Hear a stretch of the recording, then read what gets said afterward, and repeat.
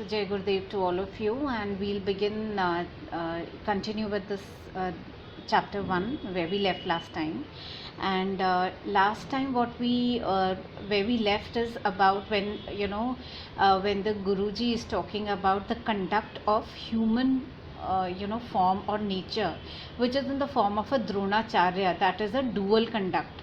So he is talking about the conduct as in manifestation of the conduct in the body, that is through the 5 senses that we have, and the spiritual conduct, right? And we all know that we all face this thing in our own very lives, that there is duality in everything that we talk about. So because we live in a dual world, right? We are not spirit souls, which is not visible. We are visible, we are a matter, we have a physical body. So it is said that it is imperfect knowledge that induces.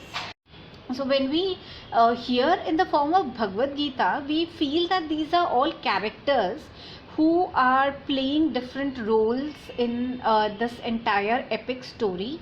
We all feel that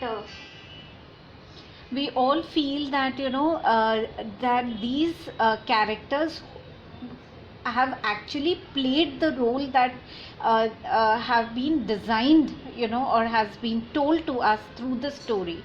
But by reading this version of the Yatharth Gita that we are reading, we understand that all the names that have been given to these characters actually reflect some or the other traits of human nature, right? So it is further talking about is describing other characters. It is saying the commander in chief is Dronacharya himself, symbolizing dual conduct. And then there is the grandsire Bhishma, the very image of delusion. Delusion is the fountainhead of deviation from the ideal state. Since it survives till the very end, delusion is the grandsire, right? So we all agree that we are living in a state of illusion all the time. And what is that? That is what lasts through our entire lifetime, right? So the whole army has perished, but Bhishma yet lives on. He lies unconscious on his bed of arrows and still continues to breathe. Like Bhishma too are Karna, the betrayer of the sacred character of self, and the conquering warrior Kripacharya. So Kripacharya represents the act of compassion by the seeker in the state before self-realization. God is the mine of compassion, and the sage attains to the same state after fulfillment. But during the period up to accomplishment, to an extent we can say this phase that we are into, right? So long as the worshipper is removed from God and God is removed from him, when the uncongenial impulses are still alive and strong and he is besieged by delusion, if the seeker feels compassion at this stage, he is destroyed. For acting with pity, Sita had to undergo penance in Lanka for years. So it is explained here, that about Sita, because Sita is not a character in Mahabharata, it's a character in Ramayana. So it says Sita was the wife of Lord Rama. Who was the main character of the epic Ramayana? Mother Kaikeyi banished him as a recluse to the forests. Obeying the order of his mother, Lord Ram stayed in the jungles. Sita appealed to Lord Ram to bring her a golden deer. Ram, in order to fulfill his wife's desire, went after the deer, but instructed her for her protection not to leave the safety of her meditation hut, no matter what the temptation, while she was alone until he returned. Once Ram had left, seeing Sita alone and unprotected, Ravan, the evil king of Lanka, who lusted after Sita and wanted her for his wife, approached the hut in the disguise of a sage. Sita compassionately came out to offer alms to the apparent sage. Exploiting the situation, Ravan carried Sita away, and Sita had to stay in Lanka, held captive for many months thereafter. If Sita had waited for Rama to come back, as he had instructed her, and not left the safety of her meditation hut out of an ill advised, what is Buddhist literature is called idiot compassion, right? That is neglecting to take care of your own well being in the name of helping others, feeling of pity and compassion for the begging sage. Then she could have avoided all the torture and troubles that she then had to undergo. Right. So here Vishwamitra fell from grace because he felt tenderness at such a stage. So Maharshi Patanjali, the preceptor of yoga aphorism, has expressed a similar view. Attainments made through perfect meditation are indeed attainments, but they are also as formidable obstacles in the way of endeavor of the individual soul for identification with the Supreme Spirit as sensual desire, anger, greed and delusion. So Goswami Tulsidas has said, O Garud, many-fold are obstacles built up by Maya. And what is Maya? Maya is the illusion by which the unreal physical universe is regarded as truly existent and distinct from the Supreme Spirit. Right? When we strive to unravel the knots of properties of nature, mere distortions of truth, attainment of sanctity elevates, but the mind conjures up one temptation after another. So, Claude, you'll remember we discussed, a brief story which from a Buddhist text, and you said that similar kind exists in the Bible also, which is all about getting tempted, and then there is a phantom city which is built up, and because of that illusory city that we can now call it as the planet Earth, where we all are stuck up. Right, so it's all an illusion. We always feel that there is something beyond. So we all are in that phase of eagerness and inquisitiveness to find out what is that next level, right? I'll further read. The illusory Maya obstructs in many ways. It brings men accomplishments and untold wealth, and even turns them into holy beings. If a being of such accomplishment just passes away, even a dying man is revived. Notwithstanding the recovery of the patient, however, the seeker shall be destroyed if he regards the cure as his own achievement. Instead of one sickness, 1,000 maladies will swarm upon his mind.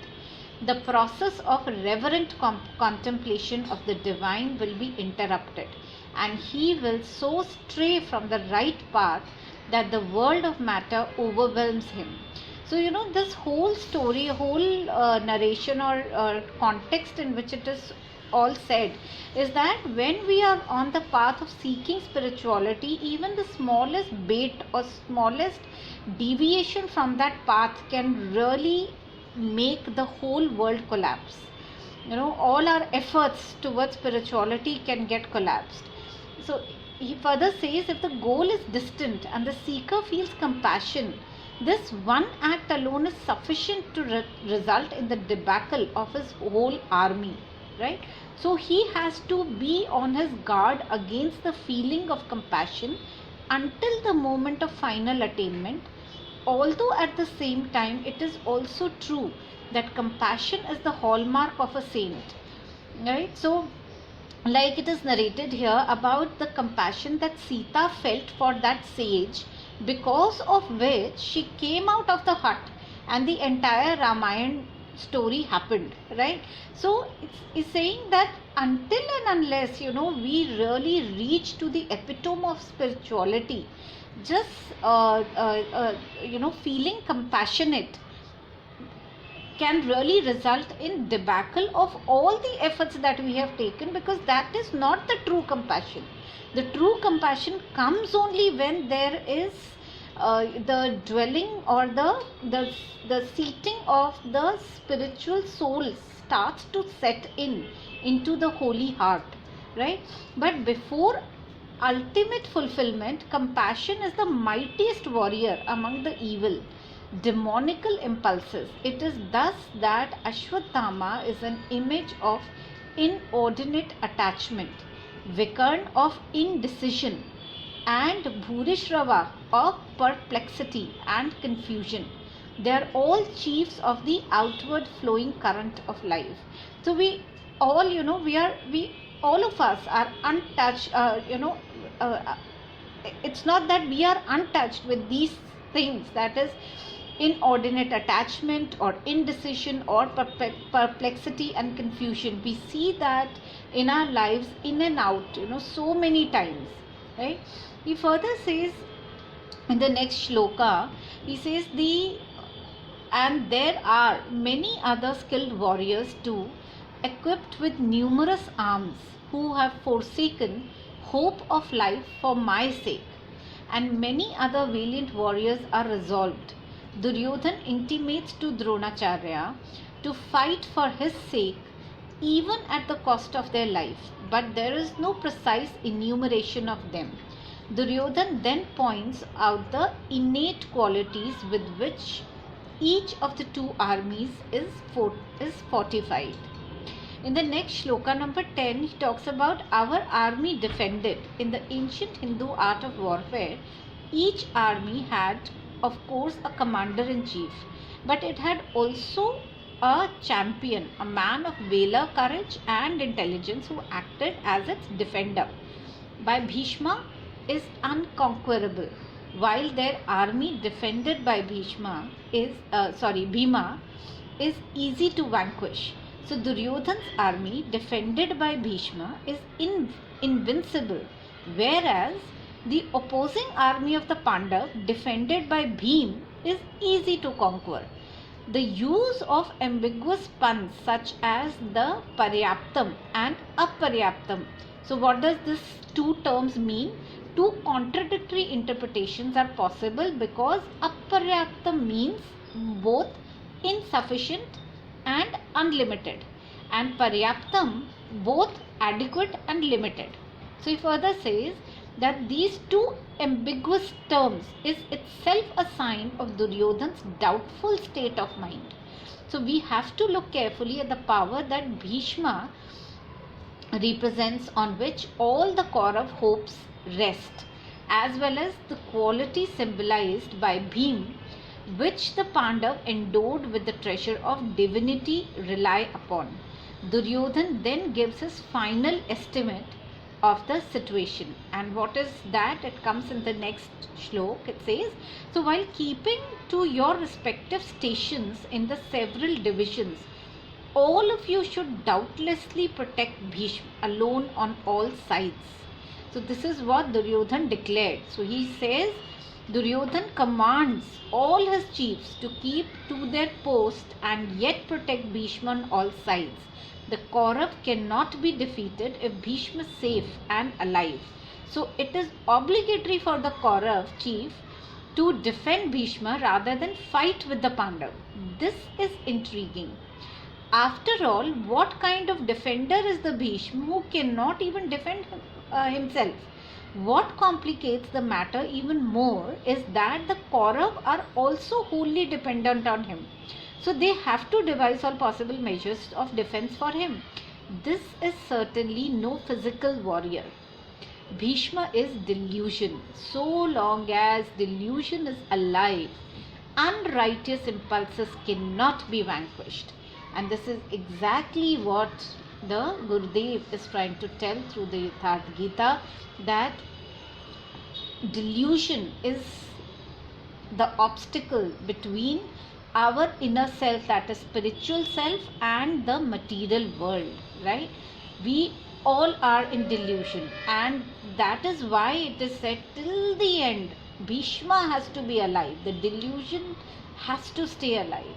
He further says, invisible here means difficult to vanquish rather than impossible to invincible here means difficult to vanquish rather than impossible to vanquish, right?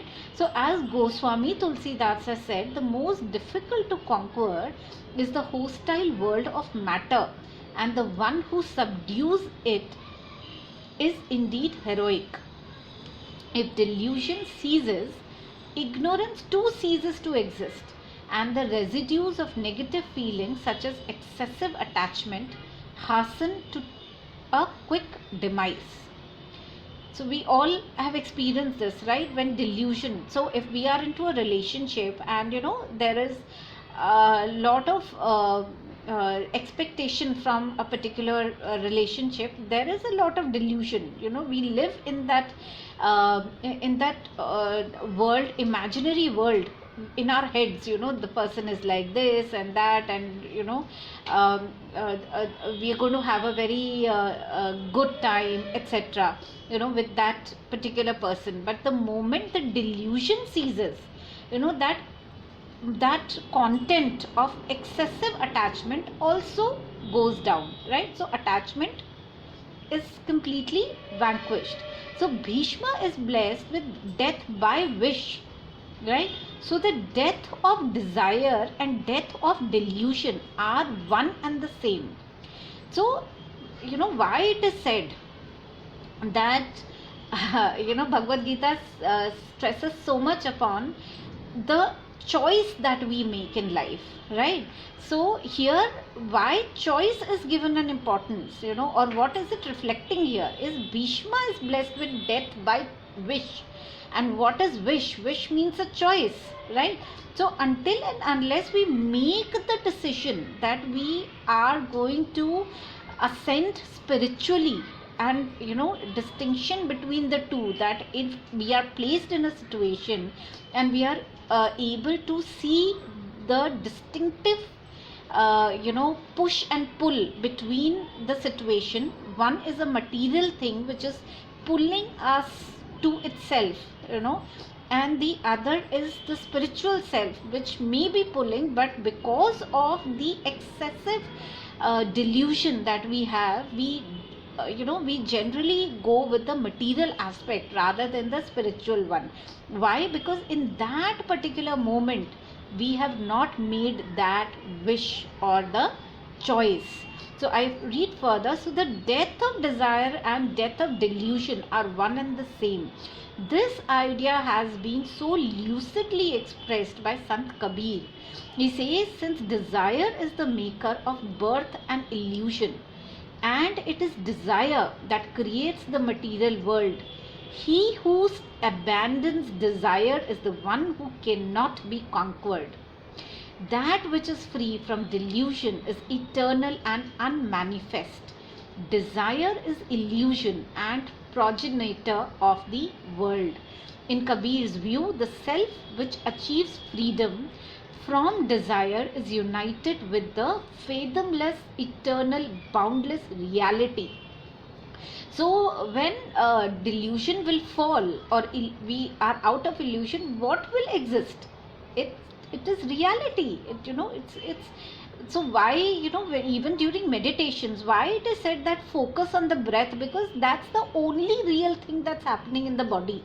Everything else, all the senses are just an illusion, right?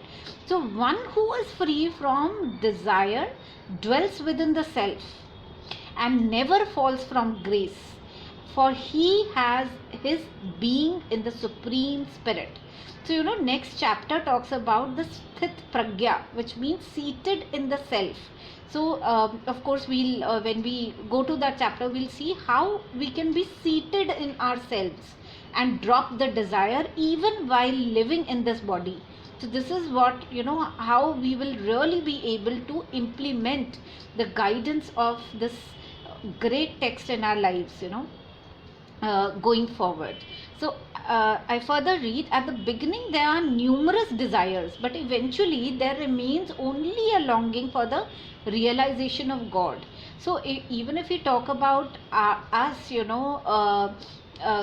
we may be 30, 40, 50, whatever, so the desires, if we look back at our lives, the desires that we must be having at the age of 10, 12, 15, 20 are not the same desires. In fact, not only the quantity of the desires have gone down, but the desires in magnitude also goes down. And the only desire that dwells in most of us is understanding the purpose of life, the higher spiritual self. What is that, right? So this is what it is said, that the longing for the realization of God is what remains as we progress in our lives. The fulfillment too of this wish also marks the end of desire. Had there been something higher, greater, or more precious than God, one would surely have craved for it. But when there is nothing beyond or above him, what else can be desired? When all things that can be had are achieved, the very roots of desire are destroyed, and delusion perishes utterly. This is Bhishma's death by wish. So there is a concept in Buddhism which is called as earthly desires lead to enlightenment, right? So what does this really mean? That that it is only through the realm of earth, in this material world, that we can unlock the spirituality or the spiritual self of ours. It is not any other way. I read further, thus defended by Bhishma, Duryodhan's army is invincible in every respect. Ignorance is present as long as there is delusion. When delusion is dead, ignorance also dies.